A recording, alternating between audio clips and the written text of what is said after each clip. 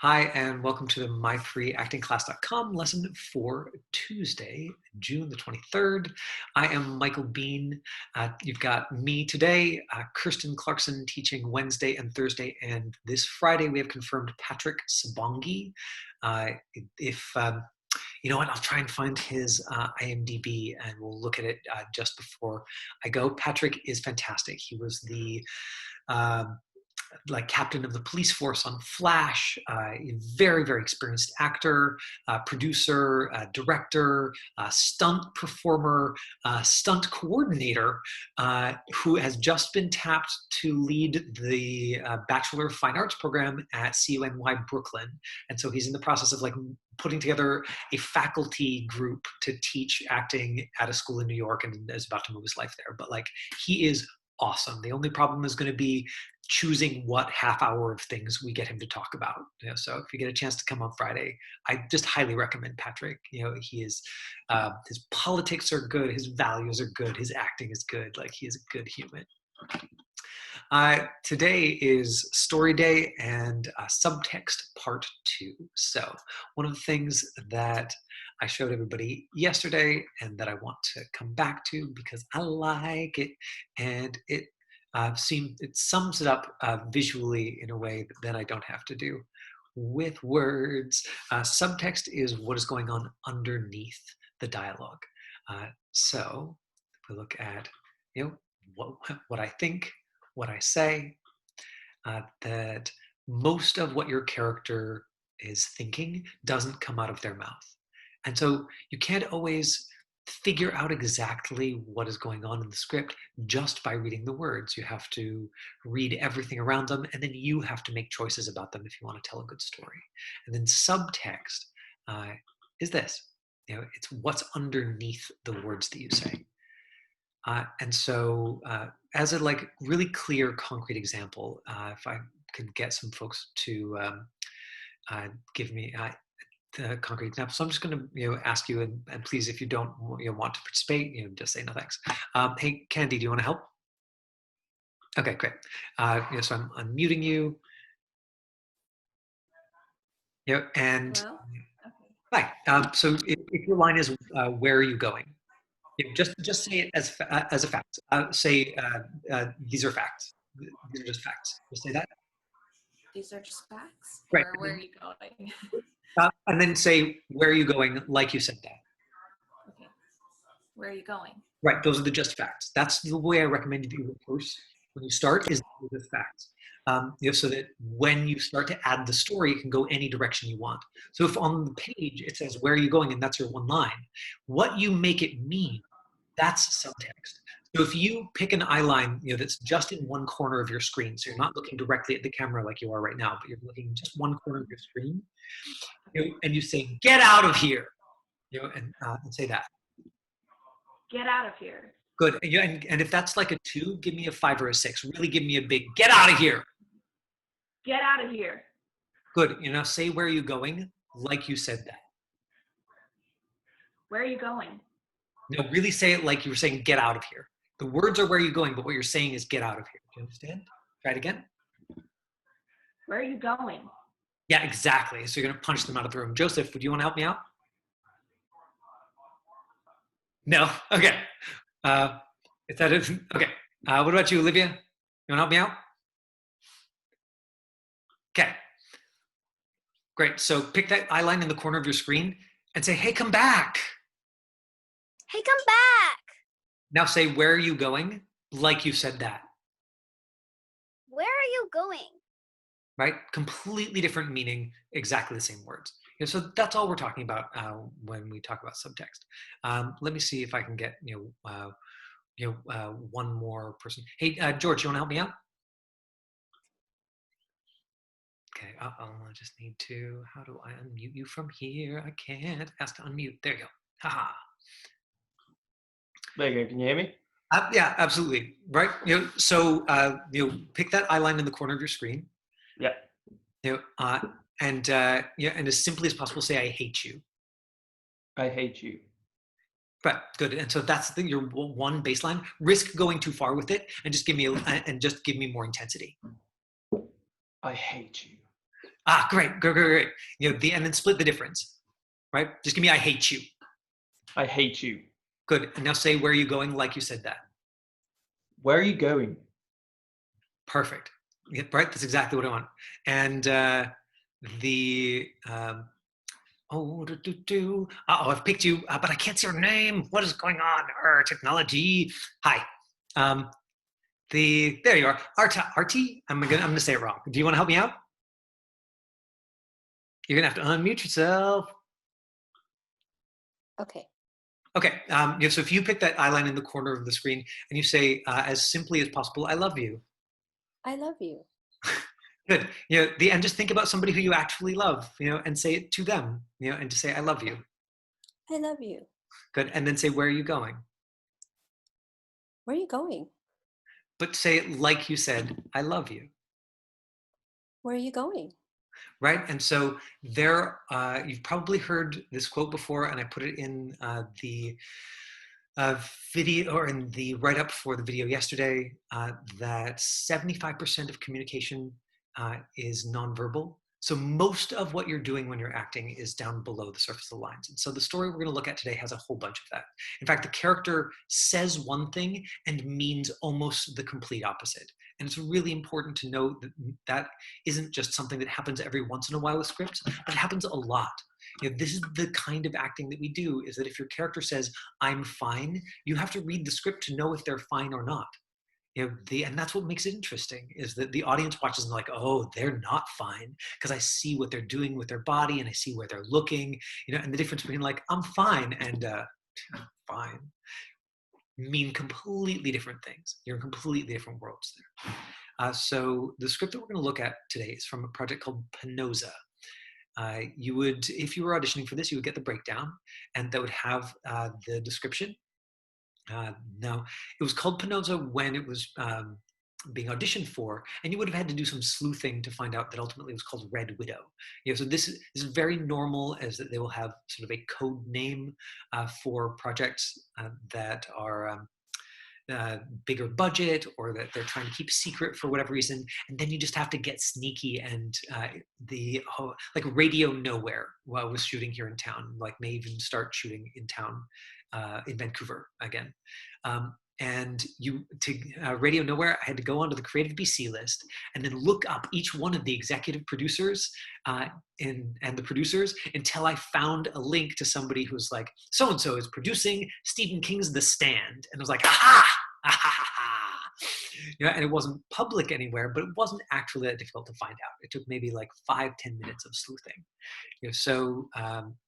And that gives you information. If you're auditioning for Radio Nowhere and it's Stephen King's The Stand, then you can go and look at the summary of the book and you go, "Okay, it's Stephen King, so it's horror," and I've got an idea of that. So this is from Penosa, and let's take a look at the IMDb for Red Widow.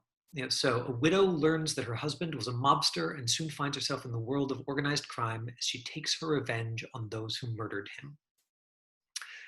Let's watch a very quick clip of the trailer, just like a few seconds, and then a little piece at the end. After this, I'm going to ask you what you think the style of this show is, if you just had to put it into your own words.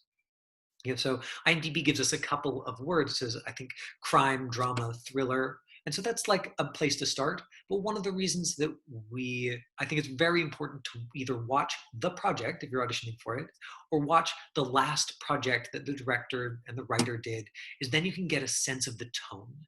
Now, Maureen Webb, when she was here, talked about how important tone is. Jackie Lind really stressed how important tone is. Of the casting directors who came in and did in the last 3 months and did free workshops, I would say 3/4 of them said it's very important that actors who come in understand the tone of the show. And so that's where we start. And that's not all there is to understanding story. It's just that if you understand the tone, it shapes the rest of your choices. So for me, it's where I like to start. Hey, Marta. I'm praying you never see this. Because if you're watching, something went really wrong. I love you and the kids so much. I tried to protect them, but now it's up to you.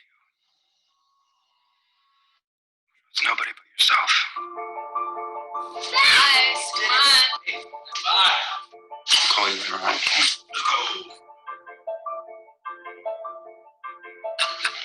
nervous it? I'm here now, Dad. Right, so Want to dance with my your wife? dad's a monster. She's happily married. There's a later we see a clip of. Oh, come on now. Later in the trailer, there's a clip of like the motorcycle drives up and his body's lying in the carport. Okay. That's not. I guess it's overload, but you get a sense of the style just a little bit. And so, if you had to put words to what is that style, what would you call it? And like I said, we've got as our baseline, we've got crime, drama, thriller. But if you had to put it in your own words, what is it?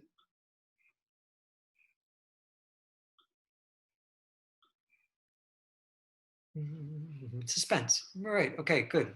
Sad suspense. That there's something really going on here. Now, let's take a look at the script now.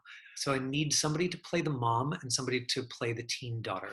Can I get a great? Brianne, you want to play the teen daughter? Great. And can I get one of our adults want to play the mom? Deborah. Perfect. Good. So I'm unmuting Deborah and Brianne. Yeah, and then let's go look at the script. So interior Natalie's room. This is Natalie scene 3. This is the actual audition sides. You can see from February 2012. I'll be playing Natalie, right? You'll be playing Natalie. That's right. Okay. So interior Natalie's room, night. The scene header, remember, means interior, and X means exterior. Brianne, is it at your house that we're talking in the background? I'm afraid this is going to be so distracting. Is it possible to ask not? What'd you say? I'm getting a lot of background noise from somebody. Oh yeah, and it's Brianna's house. So Brianna, I've just muted you for a moment. Can you just quickly say, hey, can everybody be quiet for 1 minute while I do this thing?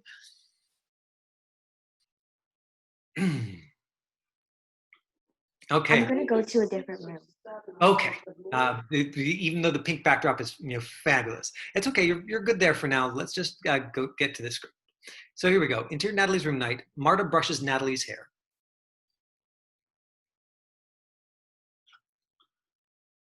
Oh, is Brianna, you're gonna have to unmute yourself.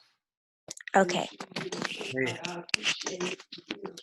Whenever you're ready, Brianna. Okay. What's the line again? Right. If I'm looking at it, there it is. Okay. How old were you when Grandma and Grandpa got divorced? Marta pauses, surprised by the question. A little younger than you. Was it hard to get used to? At first, but Grandpa and Grandma fought so much it was better for them to split up. Better for who? Marta gives her a look, doesn't answer. I think Grandma likes being unhappy or something. She was so miserable with Grandpa, and she's miserable without him. Love is complicated. Why? You either love someone or you don't. And if you do, you stick with it. Like you and Dad. Is that what this is about? You're worried about us? The answer is yes, but Natalie shrugs, trying to be nonchalant. I'm just saying. Right. So nonchalant in this case, you would want to look it up. It would only take you a second. You would find out that it means casual, or that she's sort of trying to not to make a big deal out of it. And so if we take a quick look at that script, and if you are playing Natalie, the important thing to decide in the scene, and where I usually start, is what is your story? So the writer's stories are asking mom, questions about the divorce. We see here, you're worried about us, so like you and Dad, pointedly. Now, if you didn't understand this reference pointedly, this is where you could run this by somebody else. You're not necessarily a coach, but just another person whose opinion on stories you trust. And they would say, oh, okay, if you look it up in the dictionary and it says, whatever, with edge or direct or something, and and hopefully you would have somebody who would say, oh, well, like, that just means that she's got some edge to it.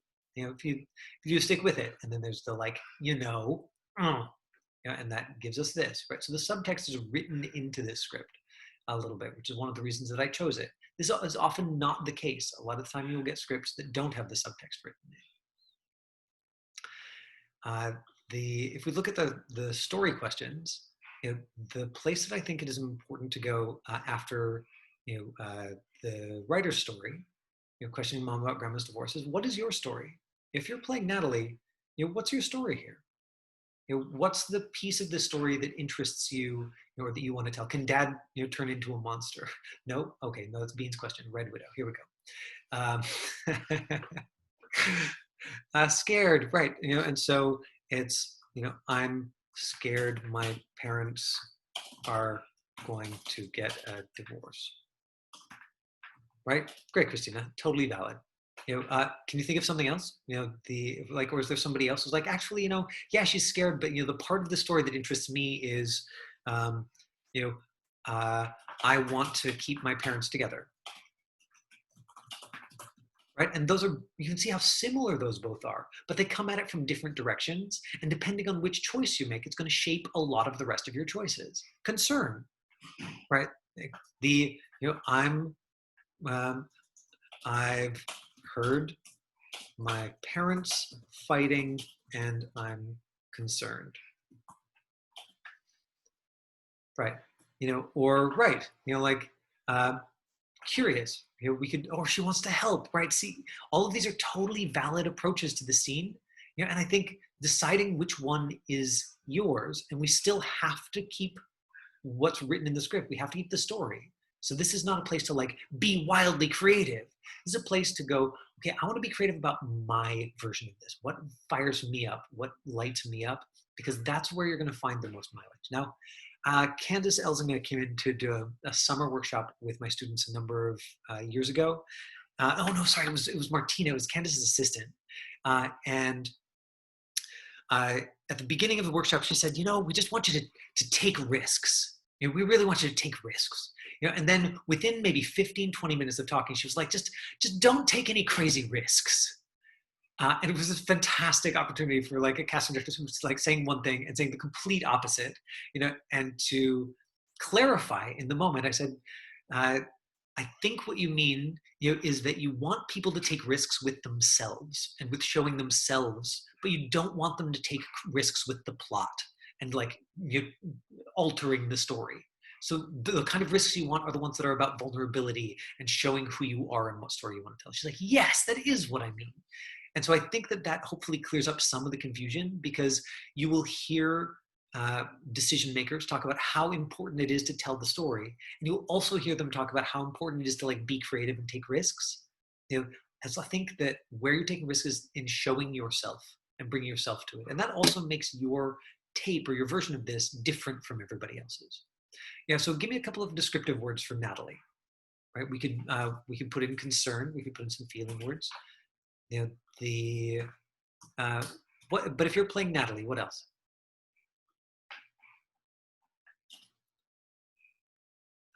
Waiting. Come on, chat window people. Thoughtful. We say she's cautious. She doesn't come out and say like, "Hey, I heard you got that fucking worrisome." Worrisome actually means something different. That would mean that like other people would be worried about her. But I think I know what you mean, Reese. Yeah, caring. Yeah, right. Right. And what's interesting is that like you could play based on this one scene. You could play the innocent version of Natalie, and you could also play her as like moody and evasive.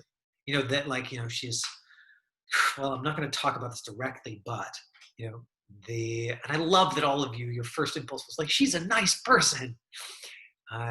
The exploring different versions of the character is one of those things that can prepare you to take direction in the scene. And I think that if we're talking about stereotype teens, being at least prepared, especially for teen girl scenes, the sort of stereotype is that they are very moody. And I don't think that is reflective of my experience of working with teen girls, but it is something that for whatever reason, I think the mostly male writers of these shows, like to put in. They're like, oh, it's a teen girl, so she'll just be really moody. Descriptive words for the mom. So if we're talking about from Natalie's perspective. Right, so if we were going to do the mom, we would have different answers. But what does Natalie think of her mom? She thinks her mom is what? Sad. Nice. Very closed, right? So, her mom's not going to tell her very much. She's got to be like kind of cautious to figure she's acting weird, right? Now, I love that these are plain language, right? You're not writing an essay. You're just going like, what makes sense to me? Okay, yeah, if somebody's acting weird, I know what that's like. Relationship in the script is the mom, strong feeling or opinion. And we could just lift one of these. We could say, mom's acting weird.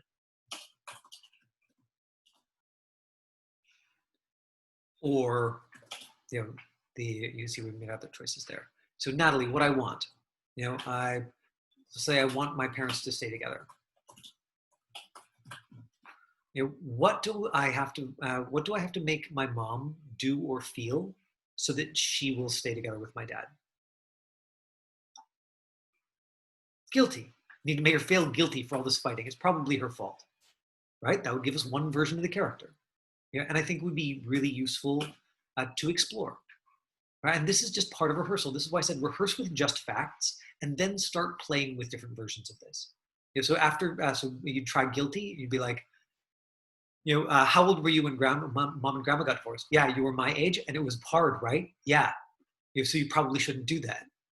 You want to make mom happy, right? Happy with what she's got, right? So it's like, yeah, like that divorce, grandma and grandpa has made them really unhappy, hey? So isn't this life so great? We should probably keep it all together, or, and so you see we can look for different versions. Be happy. Cares about, right? So if she's, so the passive aggressive approach, is like, right, if we're looking at into the objective phrase, passive aggressive, might be something like, not like so aggressive would be you're messing this up, or you're being mean to dad, or the passive aggressive version, might be what? Something like, what is wrong with you? And then the happy, if I'm trying to make mom happy, then I'm going to be completely on the other side of things. I hope you know what you're doing. Ooh, yeah, that's nice and passive aggressive. I like that. Hope you know what you're doing. Or you mess up everything. You mess up everything, right? And that what you're looking for is the strongest emotionally charged words for you personally, right? It's not an essay. It's like when you say it out loud, do you feel more? And we could do all of this for Marta. Again, I just decided to start with Natalie because this was part of the Natalie audition sides. But obviously if we did it with, if we did the scene, the breakdown with Marta, it would be different. But you can see it takes us 10 minutes. Like, 10 minutes from looking at the video, to having answered the questions. And then this shapes our subtext choices. Why you got to be so difficult? Nice, Christina. And the what are you doing? Yeah, right. This like challenge or confronting. And I've talked about this before, but these short objective phrases, that's what's going to get you in the scene. It's going to drive the scene. You're basically finding different versions of, what are you doing? So I'm going to copy and paste this into the chat window because we should play with the subtext a little bit and look at some of her lines. And we didn't put any happy ones in there. It would be good to play with some of those as well. So our life is pretty good. Life is pretty good. Or I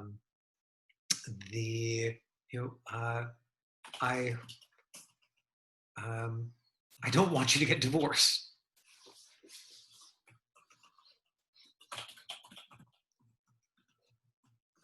right? Etc. Etc. Etc. Okay, bye, Grace and Ella.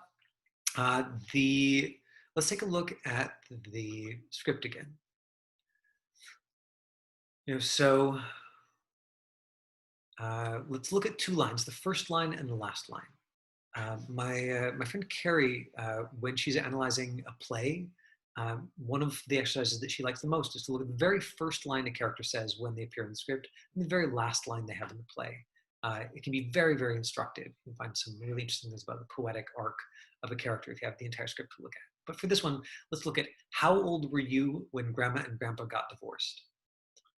Okay, so the line is, how old were you when Grandma and Grandpa got divorced? And send that to everyone. Boom. Who wants to demo that line for me? Right, Therese. Great. I'm unmuting you. You unmute yourself. Okay, and let me spotlight you for everybody. There you go. And so pick one of these objective phrases. Which one stands out to you? You're messing this up, or what's wrong with you, or Probably what's wrong with you. what's wrong with you? Good. And so look at me and just like it's true, say what's wrong with you. Okay. What's wrong with you? Good. Now you don't have to come to me with it. Just say it like it's true. Just say it. What's wrong with you? Good. And you see that, like, the tiny little lip curl that she gets there? She doesn't have to think about it. She's not like planning what to do with her face. This is why subtext is so useful. Now, like you said that, say it one more time. Say, what's wrong with you? What's wrong with you? Exactly, right? I'm just teaching these acting classes. What's up with me?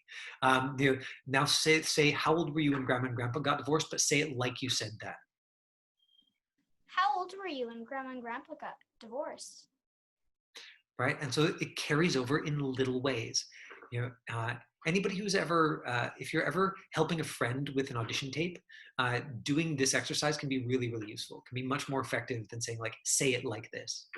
Okay, like 2 more minutes if we can. Christina, you want to help me out? Okay, great. Pick a different one of these objective phrases. Which one seems like it might be emotionally interesting to you? Sorry, I'm just looking for phrases. I hope you know what you're doing, or you mess up everything, or you're messing this up, or our life is pretty good, or I don't want you to get divorced, or what? I don't want you to get divorced. Perfect. Let's pick something on the opposite. So just look at me and say, I don't want you to get divorced, like it's true. I don't want you to get divorced. Now you're pushing it at me. You're trying too hard right now, and I'm catching you at it. Just say it like it's true and trust that we'll believe you, okay? I don't want you to get divorced. Really nice. Now say the line, how old are you when Grandma and Grandpa got divorced? Like that. How old were you when Grandpa and Grandma got divorced? Good. Now, if you were then shaping this, you would want to use body language. So she's brushing her hair. Look down at something in your lap. Just look down at your lap, and look up at me. And then at some point, when it feels like, oh, she's going to tell how I'm feeling, look back down at your lap. Try that. Start with your eyes in your lap.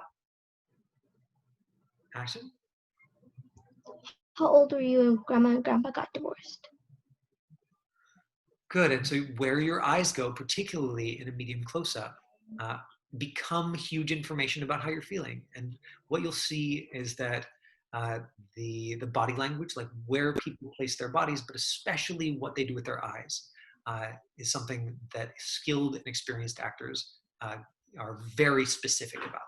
Very specific about. The exercise that I suggested yesterday, which is to, I think it might have been in the question and answer period after most of you had left, but to pick a movie that really affects you emotionally. Go back to the most emotionally charged scene, the one that really got you, and watch it multiple times, and watch it without sound, and watch it just looking at what people's eyes are doing, and watch it covering up somebody's face so that you can see what the rest of their body is doing to tell the story. So that you can really pick it apart into those little things can be really, really useful in that respect. And you'll see that with emotionally powerful performances, or especially with, like I said, skilled and experienced actors, what they do with their eyes becomes very, very specific. Right? And then if we're going to do just this last line, I'm just saying. So she says, is that what this is about? You're worried about us? The line is, I'm just saying. And so who hasn't demoed for me? Perfect, Wes. Great. So which one of these objectives is interesting to you? Oh, I've got to, there you go. Okay, right. Probably, I hope you know what you're doing. I hope you know what you're doing. Great. So look at me and say, I hope you know what you're doing. I hope you know what you're doing. Good. And after I ask you the question, I want you to take a beat where you just ask that question in your head and then look away, and your line is, I'm just saying. Right? So we're writing the thought for the silences. We're writing the subtext. Is that what this is about? You're worried about us?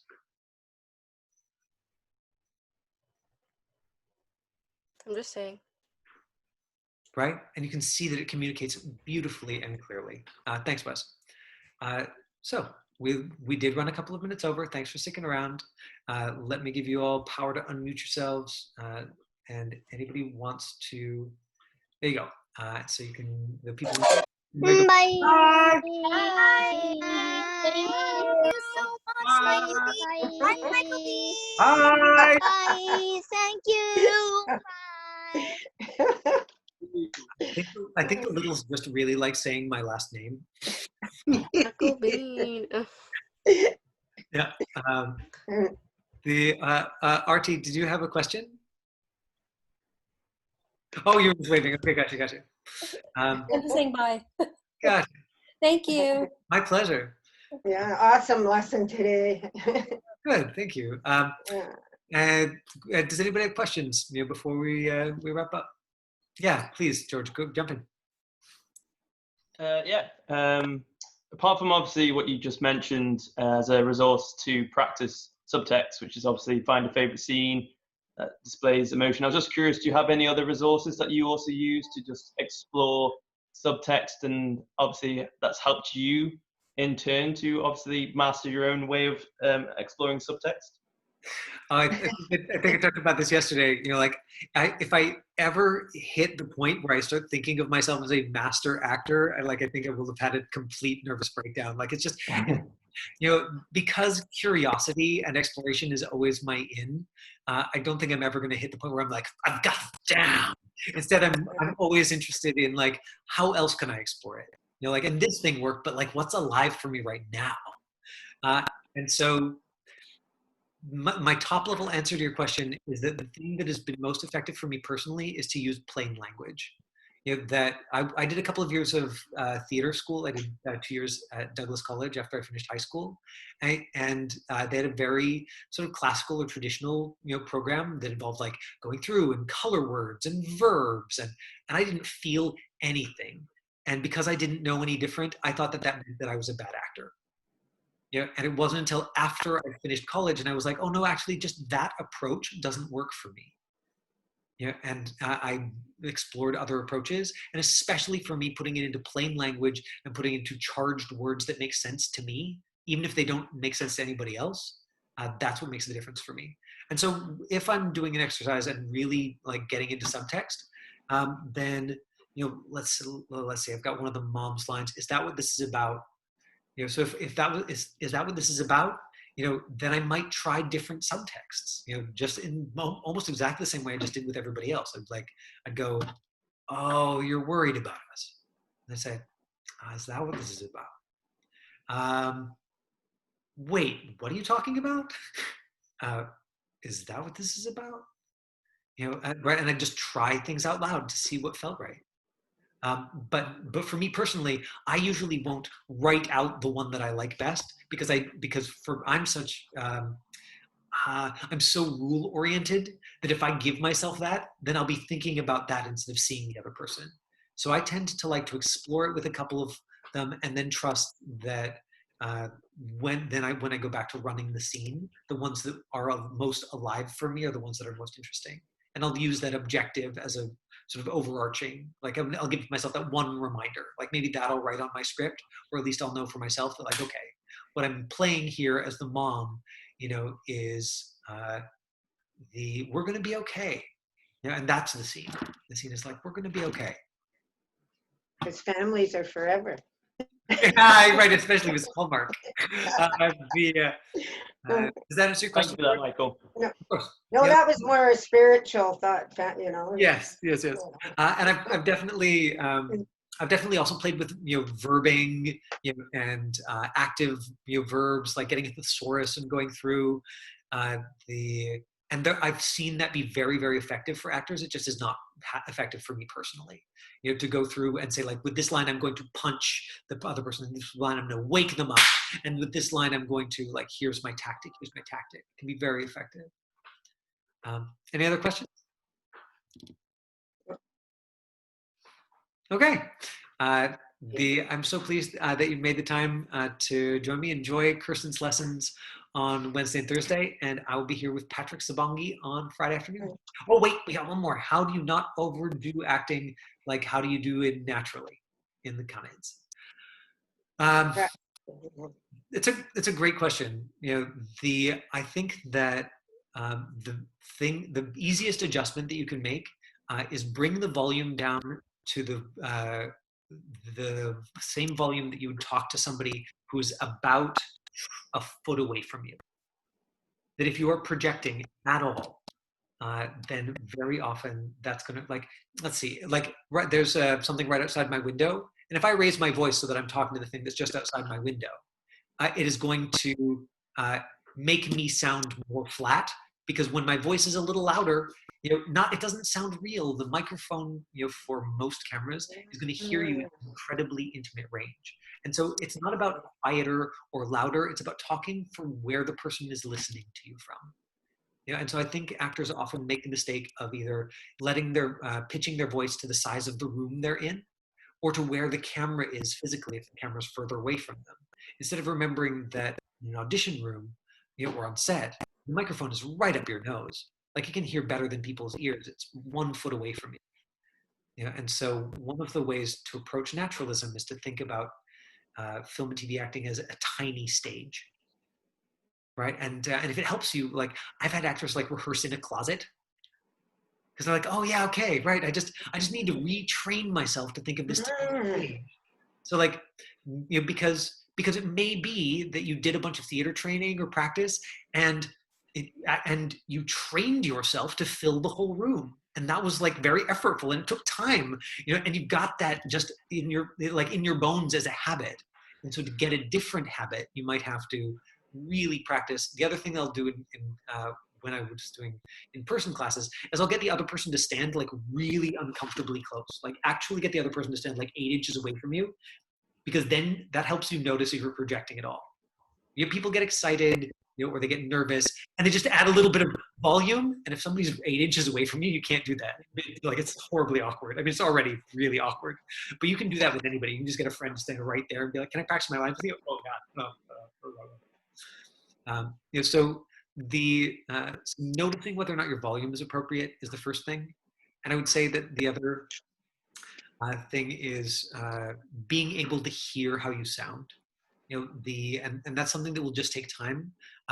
But I don't know if you were here maybe last week or the week before, where I was like, talk about what you had for breakfast, right? Good. Now say the line like you said that, right? So to speak in your own voice, to find your own rhythm of speech, and then to go, wait, does that sound different than when I was doing my lines? That's going to be a problem. Right? Ideally, like when I'm coaching, and I start running a scene with somebody, and they're like, "Huh, what?" And they just think that, like, whatever the first line is like I've just said that to them as the coach. I'm like, yeah, and it makes me really happy. When it comes out just, like, so easily that they think that I'm just talking to them. And ideally, that's what you want in your acting, right? And with that foundation, then you can move to really charged and emotional things. Oh, so the guest on Friday is Patrick Sabongi. And I will put that in the video when I post on Facebook. And let's quickly pull him up on IMDb. Sabongi. He works here and in the States. Very successful actor. It's this guy right here. Born in Montreal. I've seen him. Yeah. Oh, he's Captain David Singh on The Flash. He was in The 300. He was in Homeland for 2 years. He was in Godzilla. Right. So he's he's got a very impressive resume. I mean, look how many of these are just 2019. Right. Number of recurring roles, and then if we go back down far enough, we will see like tons of stuff here. But he's also got a bunch of stunt credits, directing credits, assistant directing credits, producing credits, even a writing credit. He's somebody who has just done all of the different jobs, and has taken his acting career, and then used that as an opportunity to connect with people and make the projects he wanted to make. And so I'm going to get him to talk a little bit about the directing, producing side of things as well. All right, there's our 15 minutes. Thanks for sticking. Well, thank you. Thank you. Thanks so much. Bye, everyone. Good night.